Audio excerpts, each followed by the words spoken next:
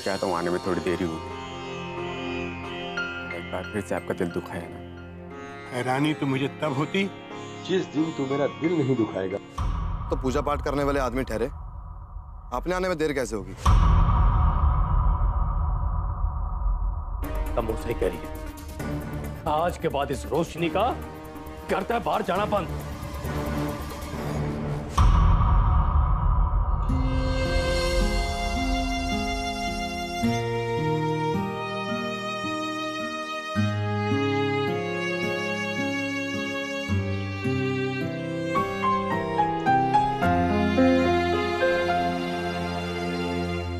नील, तू तब से यहीं बैठा है क्या?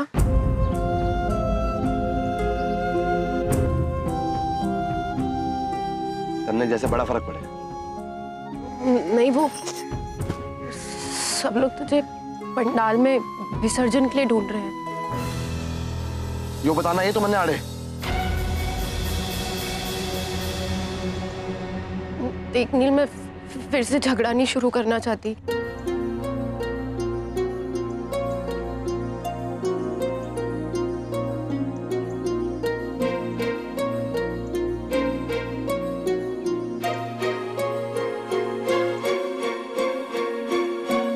नील, मुझे तेरी एक मदद चाहिए थी।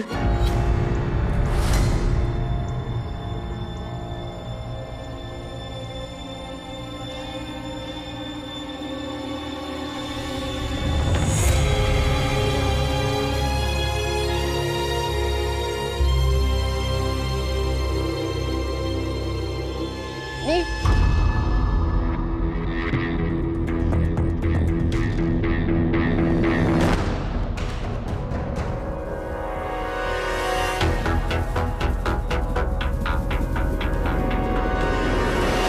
तेरी मुसीबत, तेरे परिवार की परेशानी, तेरे पापा जी की पसंद नापसंद, हमेशा सिर्फ तू और तेरा परिवार।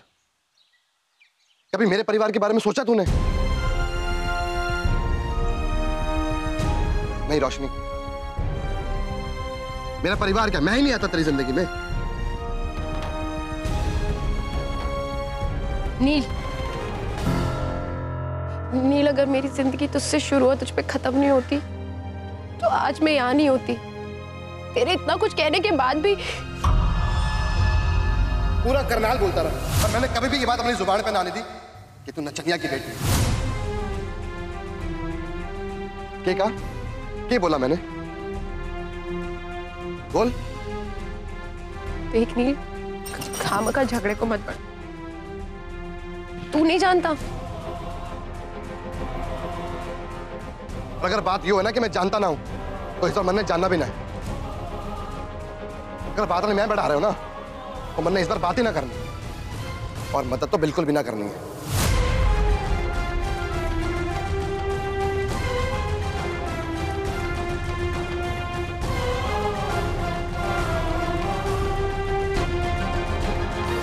अरे भाई जी, दारजी आपको ढूंढ रहे हैं। विसर्जन का समय हो गया है।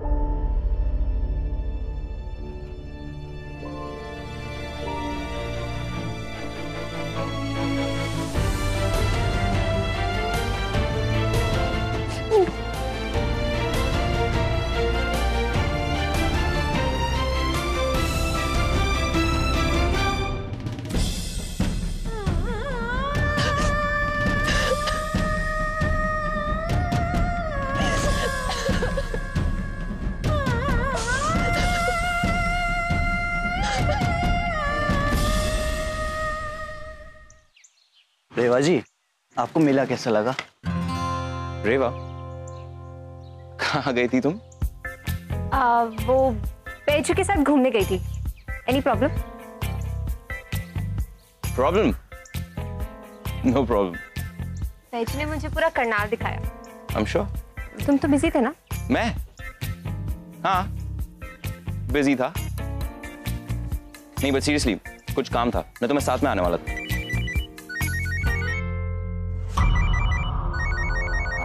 Excuse me.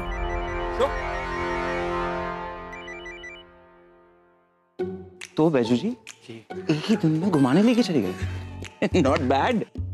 देखा मेरे हॉट पिंक का कमाल। वैसे कहाँ लेके गए थे? क्या बताऊं आकर्ष भाई, मैंने तो मालूम ही नहीं था कि रेवा जी को कचौरियां इतनी पसंद है। फिर वो जो मंदिर के पीछे कचौरी। तुम वो कचौरी लाने वाले थे ना, बेस्ट वाली? ये मेरे दिमाग से उतर गया, मैं अभी गया अभी लेके आया। हाँ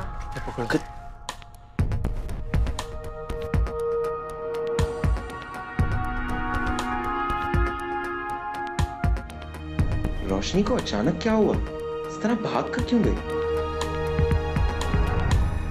पता नहीं अंकल कि आकर्ष की सर्च कब खत्म होगी। लेकिन अब टेंशन की कोई बात नहीं है, कविता वापस आ गई है, वो उससे बात करके उसे वापस बुला ही लेगी।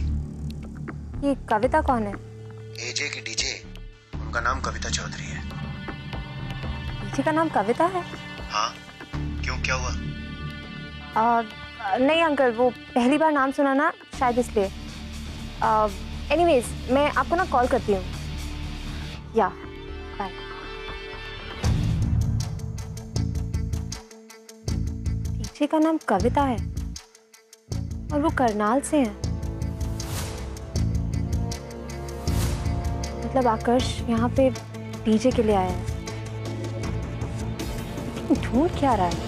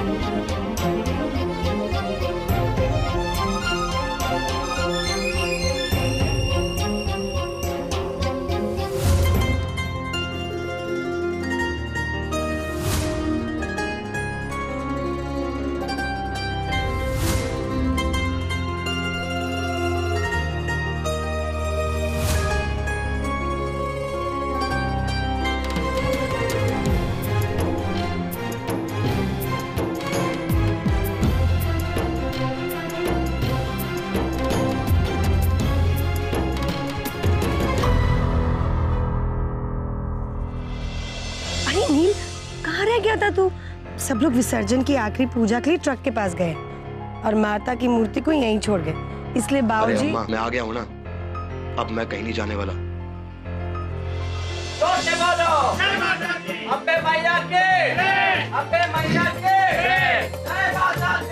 रहने दो आप, आधा टाज जो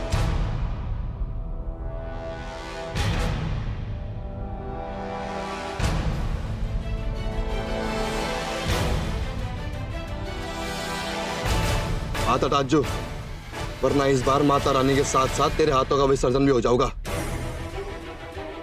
जो नील चौधरी का वादा है माता रानी से।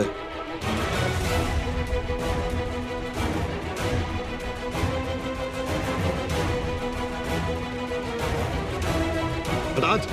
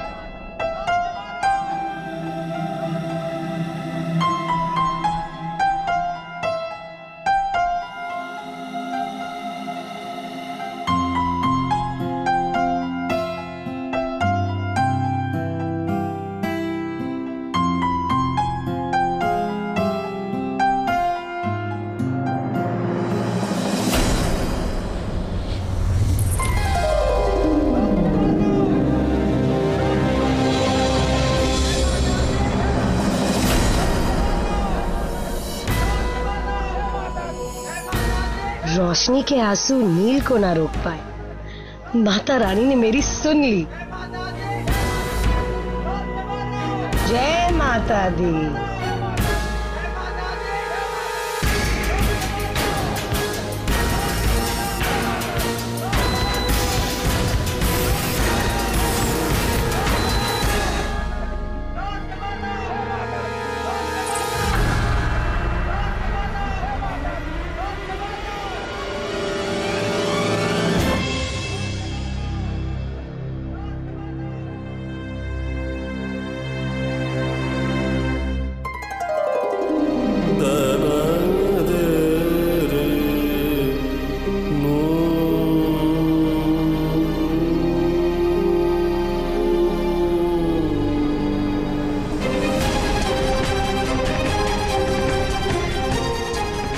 अगर तुमने ट्विंकल की जगह डांस नहीं किया तो मैं खुद तुम्हारे पापा जी को कहूंगी कि देखिए आपकी प्यारी अपने माँ के नक्शे कदम पे निकल चुकी है।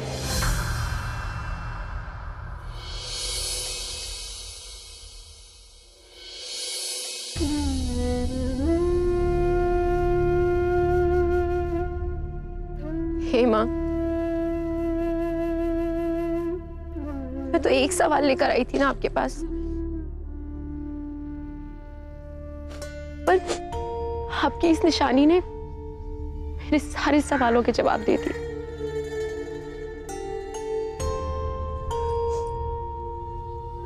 आपकी इस पायल को मैं आपका आशीर्वाद समझकर वो करने जा रही हूँ जो शायद गलत है। मैंने जो निश्चय लिया है उसे पूरा करने में मेरा साथ दोगी।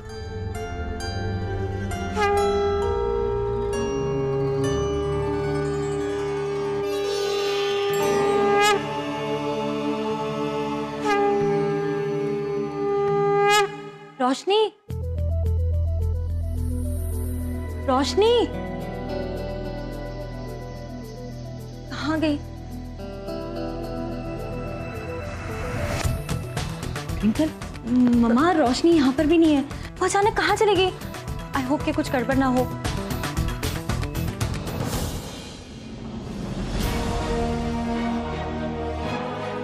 मम्मा, रोशनी,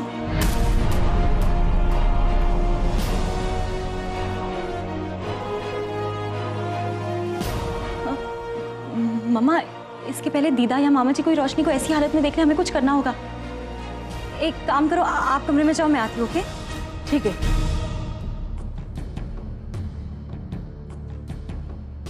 रोशनी, ये क्या हाल बना रखा है तूने? और ये ऐसी हालत में कहाँ से आ रही है? अच्छा ये सब छोड़, अंदर चल। यहाँ से नहीं, यहाँ से चल।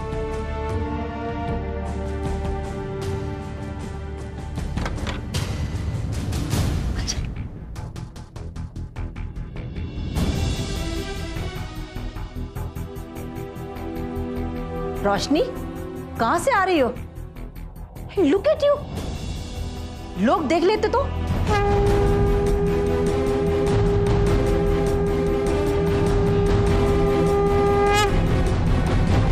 ताई जी, मैं डांस करने को तैयार हूँ।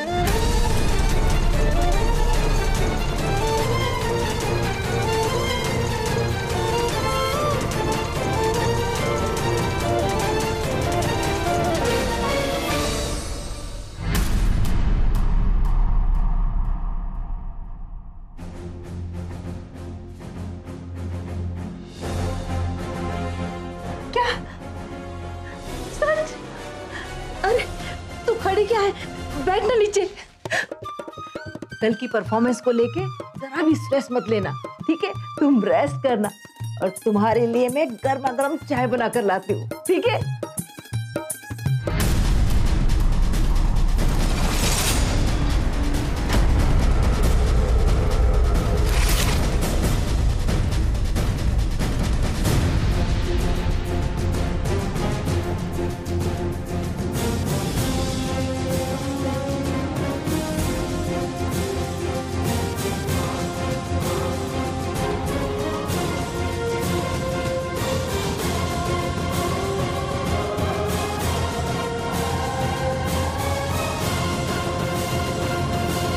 मैं बेमतलबी रोशनी और उसके परिवार वालों को दोष दे रहा था।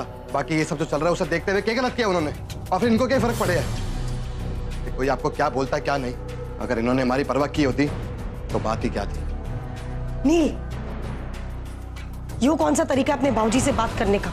चल माफी मांग।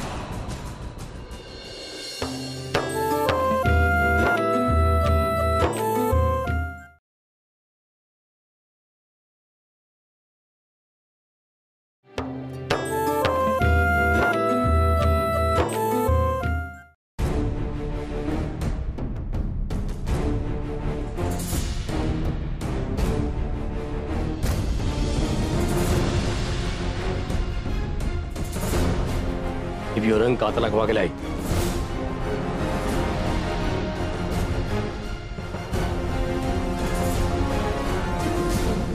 वो मामा जी, एक्चुअली ना मैं कल के लिए आलता ढूंढ रही थी, तो जब डब्बा खोला ना तो गलती से सारा आलता रोशनी पर गिर गया, बस इसलिए।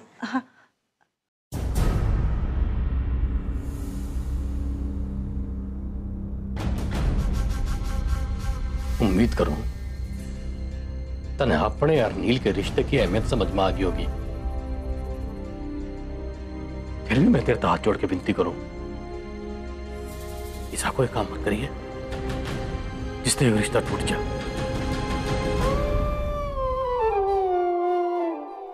लेकिन अगर ये रिश्ता टूट गया ना तो तेरा ये बाप जीते जी मर जाएगा।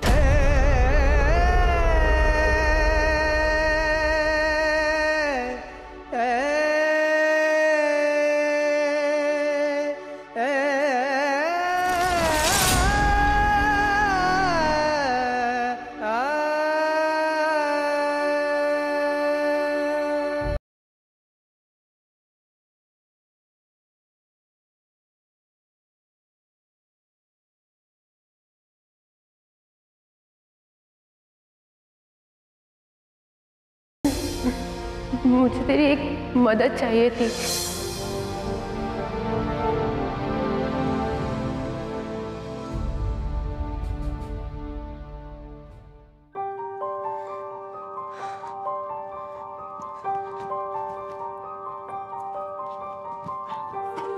पानी है, जोत भी जल रही से, सब ठीक।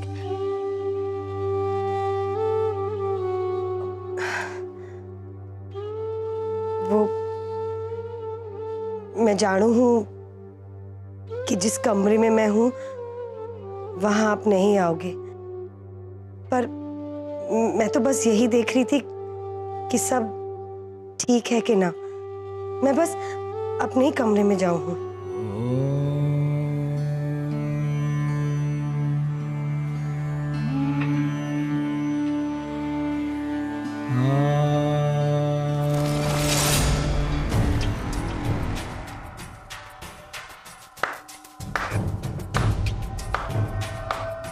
वाह, हद है ना बाबूजी। वैसे मैं बेमतलबी रोशनी और उसके परिवार वालों को दोष दे रहा था। बाकी ये सब जो चल रहा है उसे देखते हुए क्या गलत किया उन्होंने। नील, ना अम्मा बीच में मत बोलो, क्योंकि इनकी वजह से आपको वैरागी जैसा जीवन जीना पड़ रहा है, और फिर इनको क्या फर्क पड़े है कि कोई आपको क्या बोलता है क्या नहीं। ये तो 2-3 दिन के लिए आए हैं और फिर चले जाएंगे किसी यात्रा पे। अगर इन्होंने हमारी परवाह की होती तो बात ही क्या थी। नील, यो कौन सा तरीका अपने बाबूजी से बात करने का? चल माफी मांग।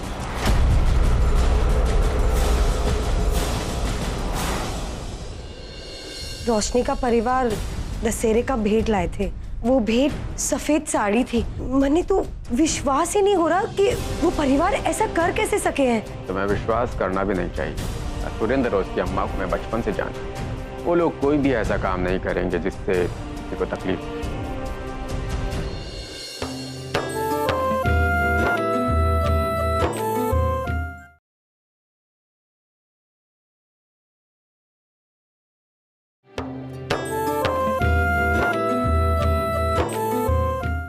यो कौन सा तरीका अपने बाबूजी से बात करने का? चल माफी मांग।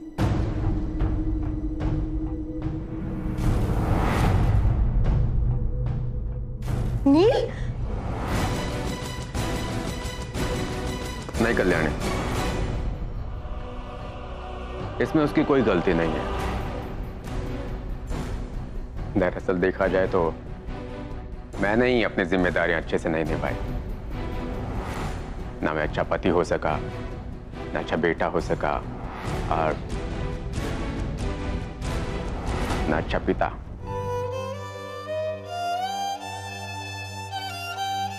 जाने अनजाने में बहुत तकलीफें दी है मैंने तुम्हें। नील बेटा है तुम्हारा,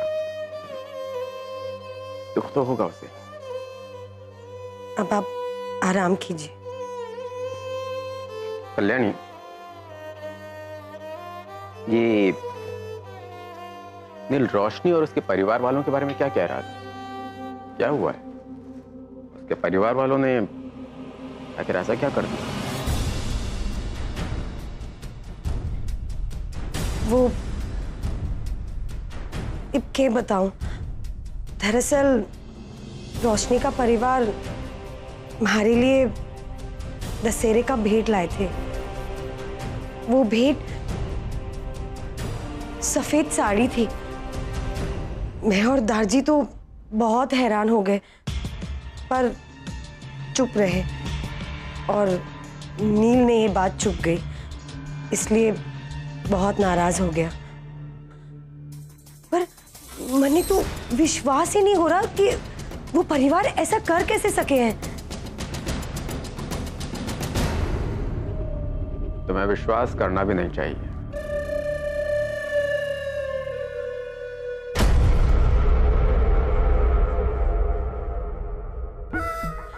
पर वहां मेले में सबके सामने इतना बड़ा तमाशा बन गया।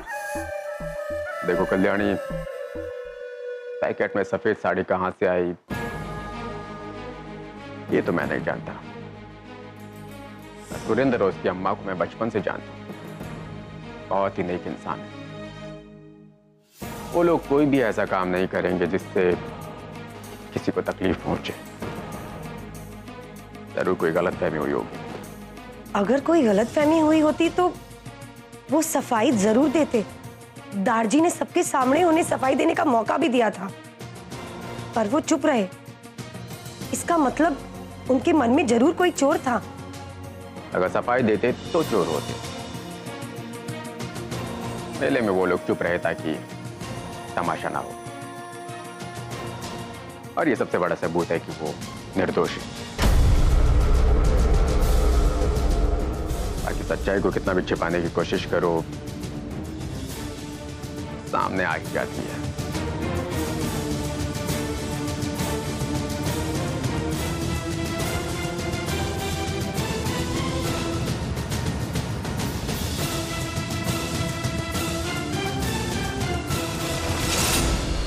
चोरी वालों के आने से पहले ना सारा काम निपटा दिए, और उनके आने से पहले अपने आप ने भीतर में बंद कर लिए। तू रिहर्सल हॉल में टाइम से आ जाना। मुझे कोई गड़बड़ नहीं चाहिए, समझी? नील पर हुआ क्या है? बता तो। जितना कह रहा हूं उतना सुन। तने ट्विंकल की बहुत चिंता थी ना, अब तो मेरे साथ चल के देख मैं किस किस के लिए क्या क्या चुनने वाला हूं।